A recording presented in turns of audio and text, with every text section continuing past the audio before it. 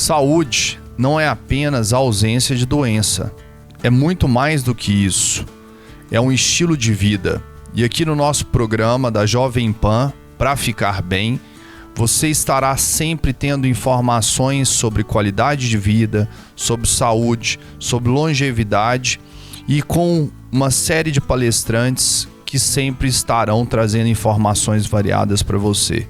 Meu nome é Thiago Vilela Lemos, eu sou fisioterapeuta e também profissional de educação física. E aqui com meu amigo e xará... Thiago Veiga Jardim, sou médico cardiologista e estaremos sempre abordando temas relevantes para o bem-estar de todos nós, de toda a população, e sempre com convidados que têm a rotina, a prática pautada pela ciência, que é exatamente a nossa forma de pensar, a nossa forma de trabalhar.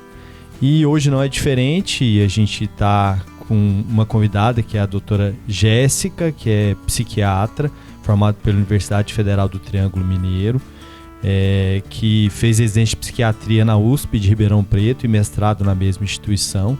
E a doutora Jéssica vai estar falando com a gente sobre um tema que é muito relevante e cada vez mais frequente, que é sobre a hipermedicalização. Doutora Jéssica, muito obrigado por aceitar o convite e tá disponibilizando seu tempo aí para estar falando com a gente. Eu que agradeço a oportunidade e vamos falar de um assunto que é super importante. A gente sabe que hoje em dia, né, às vezes pelo título as pessoas não sabem, mas é extremamente comum e rotineiro a gente ver em alguns pacientes essa hipermedicalização. Então assim, Jéssica, começa conceituando na verdade o que seria isso. O uso de medicamentos, aqui no meu caso os psicotrópicos, sem necessidade, sem indicação clínica. A pessoa não tem um diagnóstico, não tem um transtorno, mas usa aquele medicamento para algum tipo de benefício. Eu gosto muito de uma frase que um colega fala, é que assim, as pessoas substituíram o chazinho da noite pelo Zolpidem e o café da manhã pelo Venvance. Ótimo. E como que é isso? É muito frequente? E por que isso está acontecendo cada vez mais? Quais seriam as justificativas, os motivos que a gente costuma estar lidando com essa situação de forma mais rotineira aí na nossa prática? Eu acho que para responder isso a gente precisa retomar a pandemia. Até a pandemia não se falava tanto de transtornos psiquiátricos, não tinha essa publicidade toda dos transtornos mentais e dos psicotrópicos. Com a pandemia, aumentou o adoecimento das pessoas, a divulgação de informação sobre isso, todo mundo começou a aumentar a literacia, né, a alfabetização nesses termos. E o que era antes um preconceito contra as doenças psiquiátricas e os psicotrópicos virou o contrário, virou quase uma bandeira, né? Tem gente que se orgulha de usar esses medicamentos, de ter um diagnóstico. E aí é que veio o grande problema. Hoje em dia a gente enfrenta muito mais pessoas que vêm ao consultório na primeira vez. Doutora, eu tenho TDAH e já estou tomando Venvance. Como que essa pessoa conseguiu essa receita e diagnóstico? Não sei. Viu um vídeo no TikTok, pagou o dobro do valor no Venvance no mercado negro e já está usando essa medicação. Então esse é um problema que a gente enfrenta, tem que desconstruir isso, tentar enxergar, ver se tem um diagnóstico ou não, mas as pessoas têm usado isso também para preencher um vazio, aí a gente pode falar dos motivos, né, também, porque que as pessoas estão nesse ponto. Bom, então vamos lá. A gente sabe que hoje, e a gente fala bastante disso, que a diferença entre o remédio trazer os seus benefícios, ele virar um veneno, é a dose, né?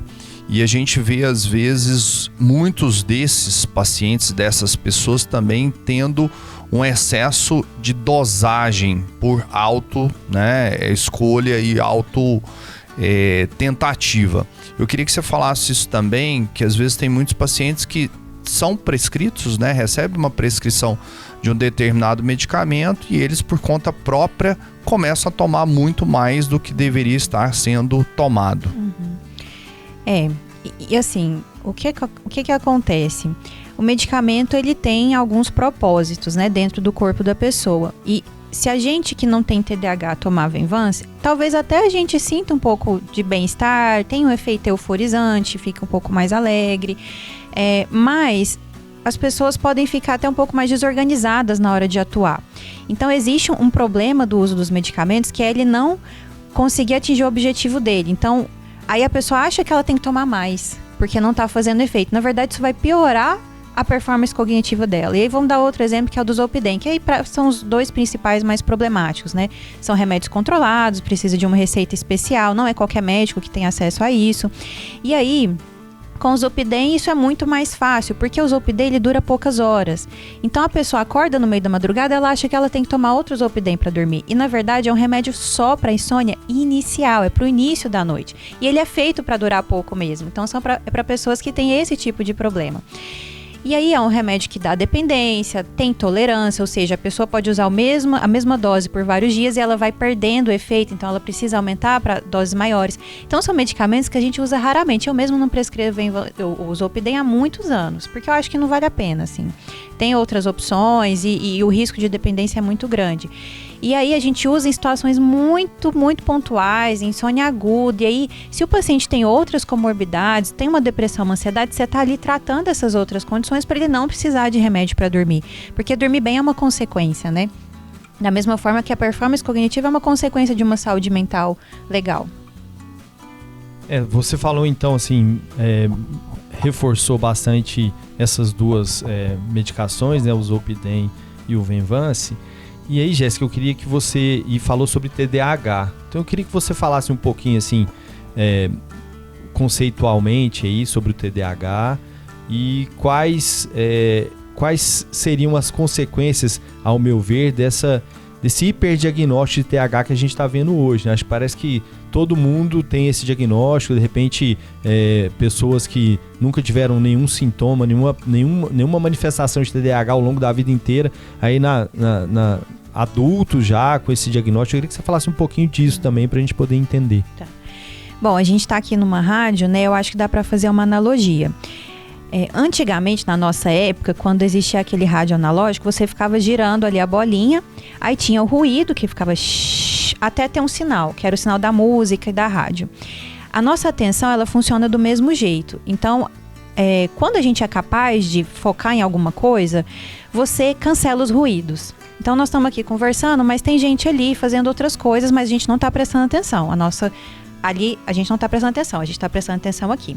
O problema no TDAH é de encontrar o sinal. Então, para a pessoa, não existe diferença entre o ruído e o sinal. Tudo é importante. Então, ela não consegue focar, porque ao mesmo tempo que tudo é importante, nada é importante. Não existe um sinal que se destaca, né? Se ela está ali no meio de uma sala de aula, o professor está falando, ela não consegue focar só naquilo. Tudo começa a ser importante e entra muito fácil no cérebro dela. Então, a conversa do colega, a caneta que cai, a mosca que passa. E isso é uma alteração do neurodesenvolvimento de córtex pré-frontal. Isso é o que a gente conhece até o momento. Então, para se fazer um diagnóstico de TDAH, a pessoa tem que ter tido manifestação na infância e na adolescência. Ah, mas eu sou TDAH e não fui diagnosticada na infância e na adolescência. Isso pode acontecer. A escola não era muito exigente, a família não sabia, não prestou atenção, ou a pessoa é muito inteligente e a atenção não fez tanta falta, ela foi driblando ali. Então tem pessoas que aprendem muito rápido e começa a correr no meio da sala de aula. Pode ser um TDAH que não foi diagnosticado. E o que a gente sabe hoje, isso de pesquisas mais recentes, é que o TDAH, ele tem um curso crônico e flutuante. Então tem épocas da vida que ele não vai aparecer, se tiver uma vida muito tranquila. Agora, fase adulta, está estudando, trabalhando, cuidando de casa, ou seja, as demandas cognitivas são múltiplas, pode ser que aí se manifeste. Então essa é uma diferenciação que a gente precisa fazer. Hoje se fala muito disso, né? É muito diagnosticado mesmo, mas tem muito diagnóstico errado por causa do estilo de vida, né? Que é o que a gente estava falando agora mesmo, do excesso de tela, da pessoa não conseguir focar num estímulo por muito tempo. E isso tem muito a ver com hábito. O hábito de sono ruim também, a cognição durante o dia, a atenção durante o dia não vai estar legal. O uso de celular antes de dormir também afeta o desempenho cognitivo. E a gente precisa discernir até onde é um diagnóstico psiquiátrico que atrapalhou a pessoa a vida inteira, até onde é consequência de um estilo de vida ruim. Foi bom o Thiago ter tocado nisso, porque cada vez mais frequente, né, Thiago? A gente vê aos nossos redores de amigos falando que o filho do fulano, do Beltrano, e parece que virou uma naturalidade hoje esse diagnóstico. E aí eu vejo muito, né, um dos medicamentos que você comentou, doutora Jéssica, que é o Venvance, essa prescrição meio que geral para essas crianças, para esses adolescentes. Eu queria que você falasse um pouco dos efeitos colaterais do uso desses medicamentos de forma principalmente crônica durante muito tempo e quais as consequências, né, principalmente daquela mãe que indica para a amiga que acha que o filho também tem e desse uso de fato discriminado e sem às vezes necessidade de uso. Bom, o efeito são medicações relativamente seguras, até por isso que a gente usa na infância. Então, para a população geral que realmente precisa, não tem grandes preocupações. Existe um efeito muito raro, que é o efeito que seria mais grave, aí o Thiago vai até poder falar melhor, que são efeitos cardíacos. E aí, para quem tem um risco cardiovascular muito alto, tem histórico de morte súbita na família, a gente até pede um eletrocardiograma antes de entrar com a medicação, que é um exame muito simples, né, de fazer. E aí, assim, isso é muito raro acontecer, né, ter eventos cardíacos por causa desse tipo de medicamento. Para criança e adolescente, pode ser que essa criança não atinja o desenvolvimento físico, né? Pode ter que tenha baixa estatura com uso crônico de muitos anos. Por isso que em alguns casos a gente recomenda pausa nas férias, pausa no final de semana. Mas o maior risco, principalmente na idade adulta, é o risco de dependência. E aí o grande problema de indicar para quem não precisa é submeter essa pessoa a esse tipo de risco, e se ela tiver transtorno psiquiátrico, pode piorar a evolução de um transtorno bipolar, de um transtorno ansioso. Ótimo. Ô Jéssica, ainda só assim, pegando o gancho aí falando do Venvance, eu queria que você falasse um pouco, e essa é uma coisa que a gente vê também corriqueiramente no nosso dia a dia, nos nossos consultórios, sobre o uso, eu não sei se o termo seria recreativo, assim, mas as pessoas que não têm uma indicação de estar utilizando e estão utilizando para melhorar alguma coisa na performance cognitiva, enfim, como é que isso funciona, qual que é a preocupação da psiquiatria em relação a essa utilização assim, sem um diagnóstico formal do TDAH e estar utilizando a medicação? Assim, isso eu acho que reflete uma expectativa e uma exigência da pessoa de uma performance que não é dela. E aí a gente está inserido numa sociedade que exige muito mesmo da pessoa, às vezes a pessoa estuda de manhã, estuda à noite, trabalha durante o dia, ela realmente precisa performar muito, mas a gente precisa entender os nossos limites. Eu acho que muito disso vem dessa dificuldade de entender os nossos limites, que a gente não vai dar conta de tudo mesmo. Muita comparação com performance de outros, então a gente vê também muita prescrição para concurseiro, e aí assim, realmente é muito difícil chegar no ponto de passar no concurso, mas aí a pessoa começa a usar isso, né, usar um medicamento para conseguir atingir. E aí tem alguns concursos que até fazem dosagem sanguínea de anfetamina, e aí o que a gente começou a perceber é que os pacientes foram atrás de médico até conseguir um laudo que diagnosticasse TDAH, sendo que a pessoa não é. Então é muito grave isso. Eu acho que vem dessa sociedade da performance mesmo. E um grande problema disso é que a pessoa começa a perder a noção da própria performance. E ela acha que a vida é aquilo. Então, acabou o Venvance, veio uma bad ou alguma ressaca, porque pode acontecer mesmo de ficar com uma baixa energia por alguns dias, ela já acha que ela só vive com Venvance, ela só levanta da cama tomando Venvance. Então é esse tipo de dependência, que também é uma dependência psicológica que é muito triste de ver. E eu acho que a gente precisa dar um passo para trás, ser crítico em relação às demandas e às exigências que estão sendo feitas para nós. Eu realmente dou conta? Eu preciso de um medicamento para isso? Ou eu tenho outras estratégias? Eu posso dormir melhor, eu posso investir em exercício físico, numa alimentação melhor, isso vai melhorar meu desempenho também, né? Mas não dessa forma artificial que tem sido feita. É fantástico. Eu acho e eu vejo muito isso, né? Existe uma pressão social hoje pelo sucesso, pelas conquistas, né? Como o mundo hoje cria e determina aquela imagem de uma pessoa bem-sucedida, e as pessoas estão buscando ultrapassar, atingir, às vezes, objetivos que não são possíveis, né? E passíveis para cada um. Mas você enxerga também, Jéssica, que hoje existe uma pressão social em tentar resolver todos os problemas de saúde em remédios? Você percebe isso também? Sim. E assim, é até prazeroso para mim vir paciente para o meu consultório e eu falo, olha, você não precisa de medicação. Essa é a vida. A gente tem que aprender a lidar, a tolerar a tristeza, tolerar o sofrimento, tolerar um dia ruim. Não é porque você teve um dia ruim que você tá com depressão. Então, as pessoas, elas perderam perderam, né? Não sei se um dia a gente já teve essa capacidade, essa habilidade, né?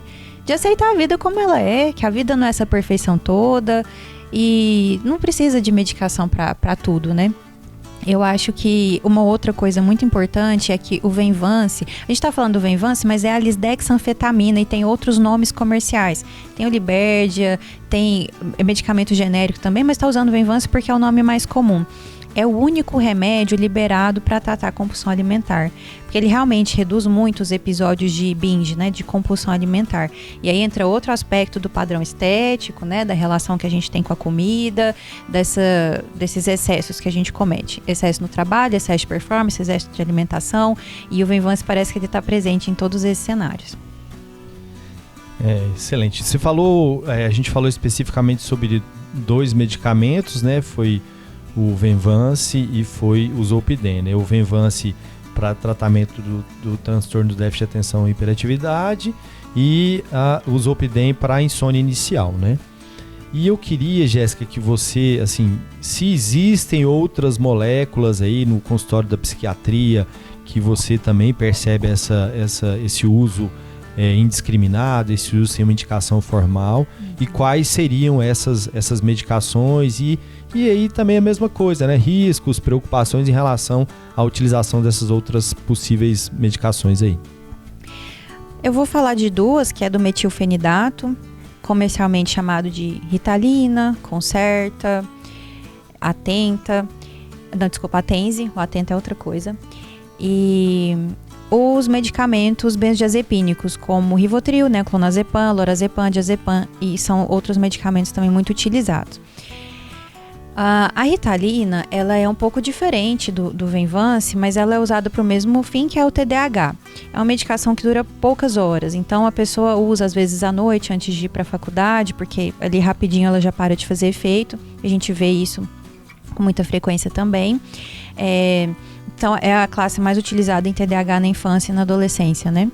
E o caso dos benzodiazepínicos é utilizado para crises, né? Crise de ansiedade, crise de pânico ou para insônia. É um uso que a gente não faz, né? A gente não prescreve benzodiazepínico para sono, como o clonazepam, mas as pessoas costumam utilizar.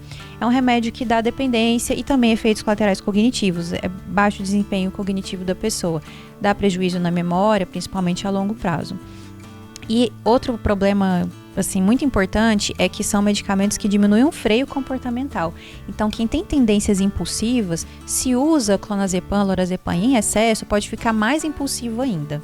Então, esse é um problema para quem é borderline, para o transtorno bipolar. Por isso que é muito importante, né, buscar um profissional, né, de preferência que domine sobre essa medicação, porque cada vez, né, a gente vê que não só nessa área da psiquiatria, mas a gente falou agora há pouco da questão do apetite, né, hoje esses medicamentos aí para controle de apetite, o próprio Ozempic, né? Como hoje o colega traz para o outro colega dos Estados Unidos, né? Principalmente esse novo que está chegando aí. Então, é uma cultura que parece que tomar remédio, prescrever um para o outro é muito normal, né? Isso em dor é muito comum. Recentemente, a gente tem visto esses remédios até manipulados que você compra ali no centro, que a gente não sabe nem o que tem dentro dessa medicação. E as pessoas têm, inclusive, esquecido, né, Jéssica, de algumas interações que podem acontecer.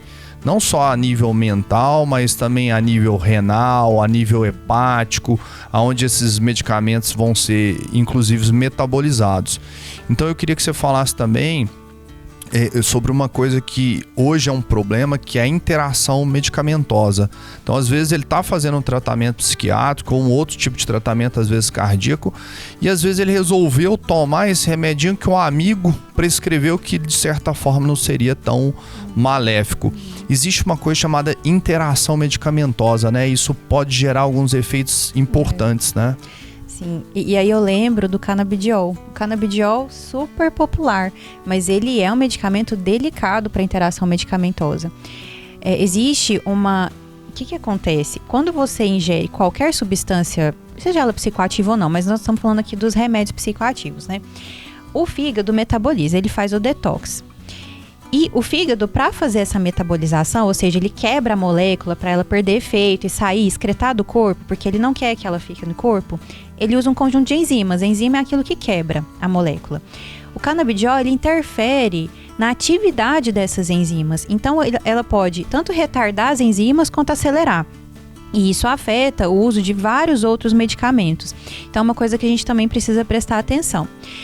E vamos imaginar a lisdexanfetamina, o Venvance. Ele não tem essa característica, mas ele é alvo de outros fármacos que fazem isso. Então, sempre vai acontecer alguma interação medicamentosa. Existem interações medicamentosas que são seguras, que são até benéficas para o paciente, e outras não, é proibitivo usar. E na psiquiatria, muitos medicamentos, se você utilizar junto, você está prejudicando o paciente, aumentando o risco cardíaco dele, aumentando a sedação. Então, no caso dos benzodiazepínicos que eu falei, se eu usar benzodiazepínico com álcool, eu potencializo, é uma interação farmacodinâmica, eu potencializo a sedação. Esse paciente tem risco, né, de ter uma depressão respiratória. Então, realmente é muito delicado. Inclusive, remédios que são chamados de naturais, como a erva de São João, muito comum também fazer esse uso. Medicações para emagrecer, aquele tanto de manipulado, olha que você vê, meu Deus do céu. Como é que vai ficar o rim dessa pessoa, né, e o fígado? Eu acho que é por isso que é tão importante a gente estar sempre falando e alertando sobre o risco da automedicação, né? Então, as medicações, elas têm que ser feitas, têm que ser prescritas, né, por um profissional de saúde. Isso tem que ser uma coisa, tem que estar muito bem monitorizada, justamente para a gente tentar evitar esse tipo de situação. Ô, Jéssica, então assim, para a gente continuar falando de hipermedicalização, eu queria que você falasse assim, um pouco sobre como é que a gente pode, quais seriam as estratégias, quais seriam as medidas que a gente pode utilizar para tentar prevenir, evitar que isso aconteça de forma tão frequente como a gente tem visto nos dias de hoje. Eu vou te dizer assim, a minha visão sobre isso, que eu acho que se a gente reduzir, lá no fundo do que a gente está falando é de maturidade. Para resolver as coisas, para aceitar a vida como ela é e entender como a vida funciona e como a gente funciona. Então, ter maturidade de se conhecer, saber quais são as minhas potencialidades, o que eu posso e o que eu não posso fazer. Eu não vou resolver tudo sozinha, então se eu não estou conseguindo emagrecer sozinha, procurar ajuda, nem sempre de medicação, mas de uma nutricionista comportamental. Então, é entender que as coisas nem sempre vão ser resolvidas com remédio. É isso. É mais difícil? É mais difícil, mas é mais eficaz também. Então eu vou perder mais tempo fazendo um personal, vou perder mais tempo investindo na minha dieta, na escolha dos alimentos que eu vou fazer, mas eu vou ter um resultado sustentável, consistente e mais maduro. Eu acho que as pessoas estão muito superficiais, ficam se comparando muito na internet com o resultado do outro, com a aparência do outro, e é do outro. A gente tem o nosso limite, as nossas potencialidades, que muitas vezes o outro também vai invejar. Então eu acho que ter essa maturidade e discernir até onde que eu posso ir. Cuidar do estilo de vida e do sono, né? Eu acho que o sono tem muito a ver com isso. Tem muito estudo que fala que a privação do sono aumenta o apetite e aumenta a chance de ter compulsão alimentar, piora a cognição. Eu acho que a gente minimiza muito o poder de dormir, sabe? Parece que hoje em dia, né, eu já vi isso de vários, é uma vantagem dormir menos, né? Eu não vou perder meu tempo dormindo, né? Então isso é literalmente uma ignorância hoje em dia. Bom, Jéssica, para a gente finalizar, eu queria que você deixasse uma mensagem para as pessoas sobre esse tema que realmente hoje é grave, aumenta de forma assustadora aí na sociedade, no Brasil, e não só no Brasil e no mundo. E o que você deixaria de mensagem final para os nossos ouvintes aí a respeito desse tema? Sua vida pode ser boa, sem medicação. Você precisa encontrar aquilo que traz sentido para a sua vida, qual que é o seu padrão, né? Às vezes a gente fica se comparando muito, mas isso só traz problemas. Eu acredito que a psicoterapia é fundamental. Se você se sente perdido aí, quem você quer, quais são seus valores, o que você quer atingir. Mas ter essa coragem de ter um olhar mais honesto consigo mesmo e com o outro. E diminuir o uso de rede social, a partir das 7, 8 horas, o quanto for possível.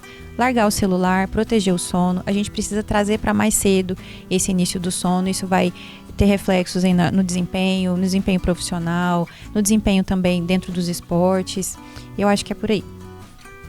Você vê que no final das contas é rotina saudável, né? A gente sempre, no fim de todas as nossas conversas, de todos os nossos bate-papos aqui, a gente sempre vai ouvir isso, né? Que é hábito de vida saudável em relação à alimentação, hábito de vida saudável em relação à prática de atividade física, hábito de vida saudável em relação a sono, né? E sem nada com muitos excessos, né? Então acho que no final as mensagens são muito parecidas em vários dos temas que a gente abordou aqui e vem abordando aqui no Pra Ficar Bem. É isso aí. Então você percebe que o que a gente quer transmitir para vocês, que a medicina do futuro, ou a medicina de estilo de vida, ou a forma de você cuidar da sua vida, são as estratégias de estilo de vida, né? Então, para você se cuidar, para você ficar bem, cuide da alimentação, busque orientações adequadas, baseadas em evidência, a saúde mental, a saúde física. E você pode ter certeza que você vai prevenir, isso vai fazer parte inclusive de tratamento e quem sabe, né, te levar a uma vida longeva aí ao longo da vida. Lembrando que todo domingo às 18 horas nós estaremos sempre lançando um novo episódio no YouTube da Jovem Pan.